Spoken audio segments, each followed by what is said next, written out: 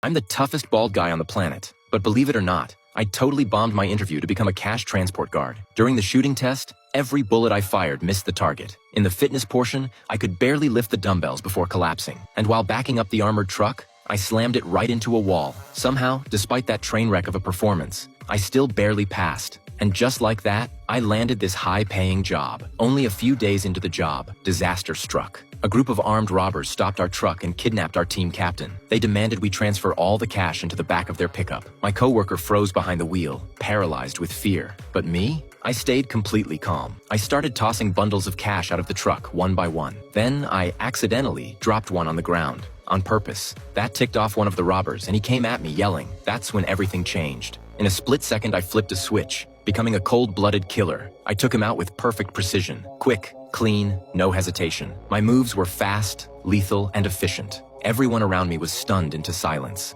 I didn't care. I just started ripping off their ski masks one by one, searching for a familiar face. Word of what I did spread fast. The police started watching me closely. Even my manager seemed nervous. HR was ready to suspend me until the company's CEO stepped in. He said that in this business, someone like me is exactly who you want guarding your money. Not long after, we were hit again. This time, the robbers blacked out the windows and threw in smoke grenades, forcing me outside. As I locked eyes with one of them, his expression changed instantly. He knew who I was. They all scattered like roaches. They knew exactly who they were dealing with. The same guy who once cracked a case in just 2.5 weeks, one that even the CIA couldn't solve. Truth is, I didn't take this job just for the paycheck. I had one goal: revenge for my son. 6 months ago, one of the company's armored trucks was ambushed just after leaving the depot. The attackers used a fake construction site to cover their operation. My son happened to be nearby and saw the whole thing. He tried calling me, but the line was busy. The robbers spotted him, dragged him over, and forced him to lie face down. My son, who had seen their faces, was executed on the spot. I rushed in, screaming, but I took 6 bullets before they left me for dead. I survived, but my son didn't.